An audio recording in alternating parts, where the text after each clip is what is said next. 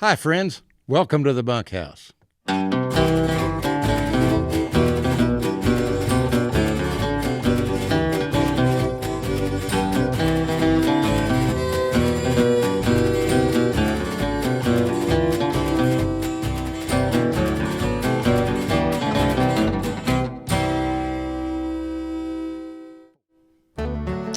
friends. Welcome to the Bunkhouse. We've got a good show for you today. Our special guest is Larry Joe Doherty. And out at the wagon, Clifford and Bill are cooking tenderloin. And they always do a wonderful job with that. So don't you folks go anywhere. We're coming right back. Hang on.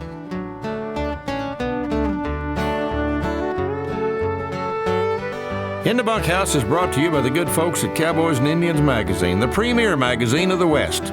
Pay them a visit at www.cowboysindians.com.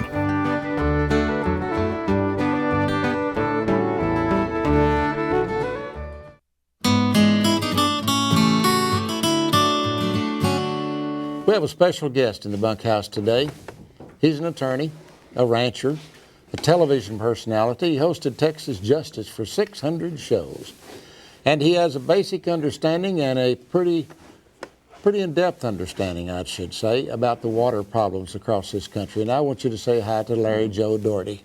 And we're so proud you're here. Thank you for having me, Red. I appreciate the opportunity to come on your show and talk to you and the other folks in Texas about some issues that are important to us. Well, you know, we talk about oil and we talk about coal and we talk about other forms of energy. Yeah. But yet we don't talk about the common denominator, the one thing that should concern everybody, regardless of where they live in this great United States, and that's the amount of water we have left. You bet. There's nothing more vital than a clean drink of water than a breath of fresh air. And fortunately, we're not running out of fresh air, but we're going to double our population in Texas, Red, by the year 2060, and our water supply is going to be dwindling if we don't do something about it. And that's the bad news. The good news is there's something we can do about it. Mm-hmm. And how we treat Texas, how we treat our land, and what we do with it will determine whether or not it continues to give us the kind of water supplies that we're going to need to meet our population demands. Well, our population demand also is going to demand food. You bet. You've got to have water for the farmers. We've got to have water for the farmers because there are certain areas that grow a tremendous amount of our food supply, and they can't dry land farm it. It's not economical. There's no way to make it. You can't depend on it. So we have to have the irrigation water. At the same time, folks in the cities have to have water to drink. Well, and you know, there are techniques that date back to the ancient Phoenicians that have been explored by David Bamberger out at his place in Blanco County, adding water to the equation. And it's called good land stewardship. And managing those cattle requires good land management. Mm-hmm. And cattle require a drink of fresh water every now and then themselves. They're not going to run around without getting a good drink. But if we manage the land right and we eliminate invasive species and we restore our native grasses, and believe it or not, that's the key to the whole process, is letting Mother Nature have her grasslands back that we've messed with, so that the water that does fall out of the sky is captured correctly and put back in the aquifer and used to recharge the sources of groundwater and replenish the lakes, rivers, and streams in Texas.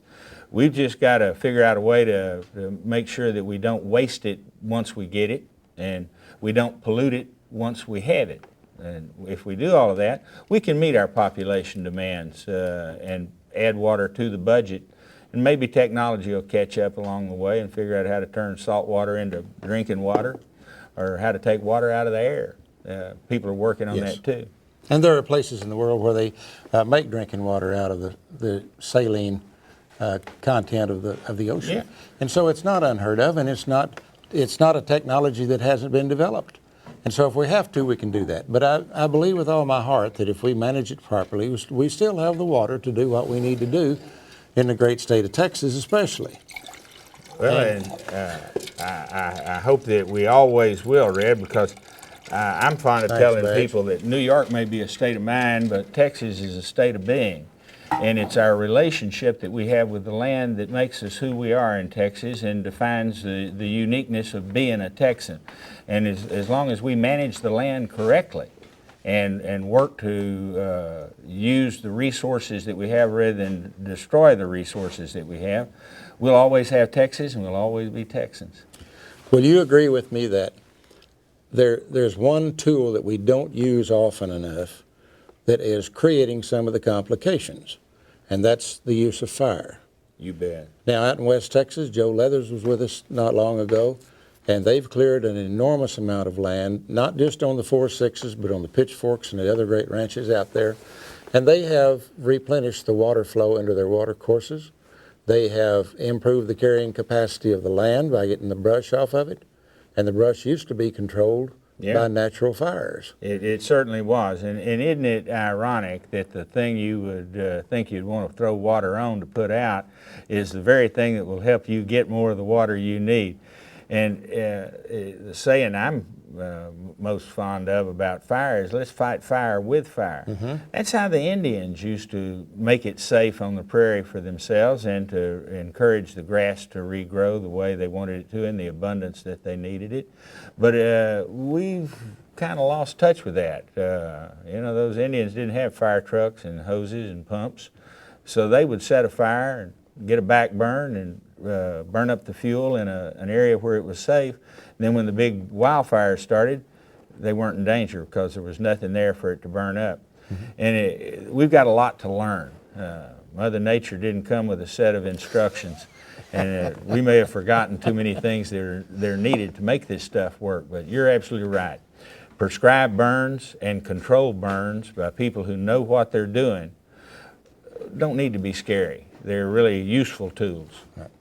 My grandmother told me, see, you and I are only one generation removed from the horse and buggy days. Yeah. So our grandparents could tell us things that happened during that time period.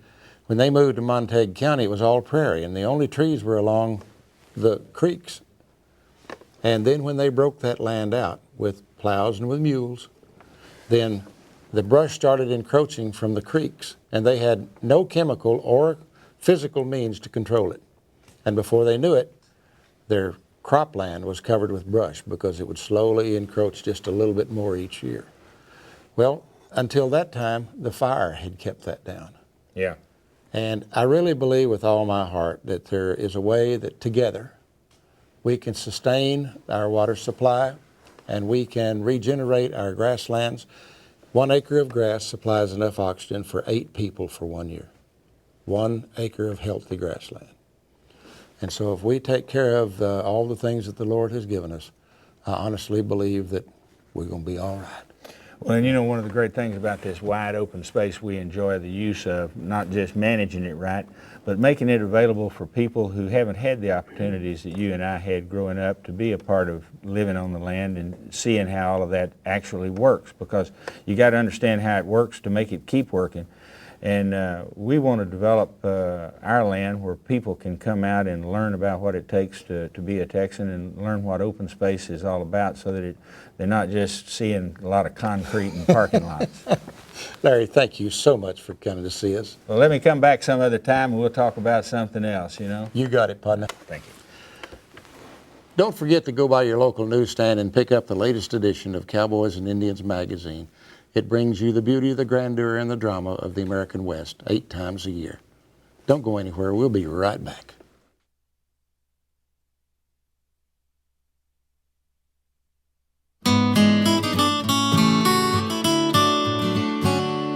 Let's go out to the wagon and see what Bill and Cliff are cooking.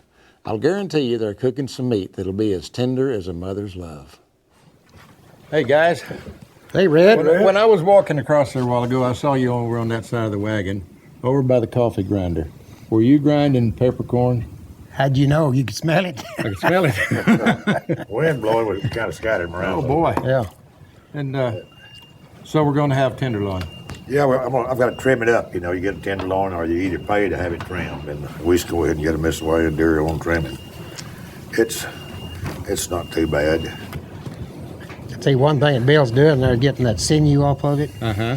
And you get that off because that is what's really tough.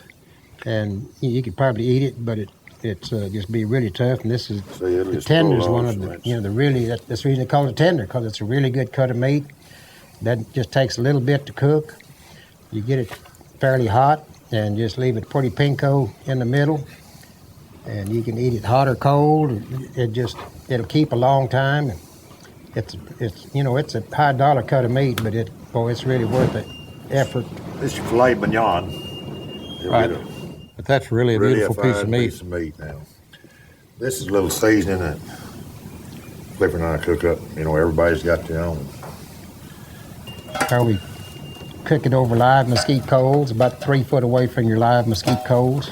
Well, I know the boys can't wait. Have you got one that's already cooked? Yes, sir. We got one ready for them, and so just tell them to get on over here, and we'll show them how it's done. All right. I guarantee they'll be they're gonna ready. like it. Okay. Thanks, guys. I'll go tell them. to All come out. righty, You bet. Bill. Yep. What do you think while Red's going off to get the boys? Let's say we cut into this thing and make sure it's good. We sure don't want to get them boys sick, And another thing, we better get our share before they get here. Yeah, that's what I was thinking. Right? Let's get down here and see what we get. Oh man, It's- I think it's perfecto. That little pink in the middle. That's gonna be just right. You bet his watch says little pinko and be just perfect. Get a little of that sopping right there. That's what's good. Oh man, them boys are gonna like that.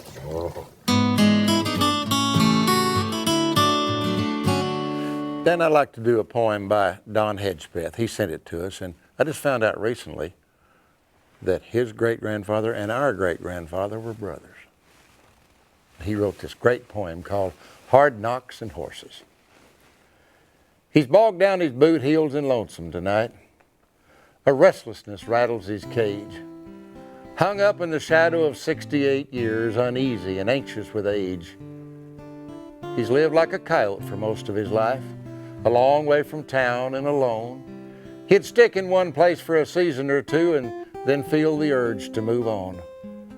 He knew the big outfits and rode for 'em all back when he was willing and wild. But hard knocks and horses have taken their toll and rendered him weak as a child. He lost touch with family a long time ago, never found time for a wife. And but for tequila and good handmade boots, he asked very little from life. These days he prowls pastures for late calves and strays. He's glad for the chance to still ride, with nothing to show for his cowpuncher paid except for his pain and his pride. And he'd do it all over, just the same way. He wouldn't change one single thing for the wonder of watching the land come alive on a cow ranch out west in the spring. Thank you, Don. Well, as my old daddy would say, we got this one saucered and blowed. It's time for us to ride on out of here. We got lots of work to do. But before that, I want to leave you with this thought. Most of the important things in the world have been accomplished by people who have kept on trying when there seemed to be no hope at all. Dale Carnegie wrote that. Well, we're glad you joined us in the bunkhouse, and we'd like to invite you to listen to us on Cowboy Corner on your local radio station, and stop by your local newsstand and pick up the latest edition of Cowboys and Indians magazine. And on behalf of the boys here, Dan and Jake and Leon and Badger, thanks for joining us. And we expect you to be right here next week for another edition of In the Bunkhouse. Adios, my friends.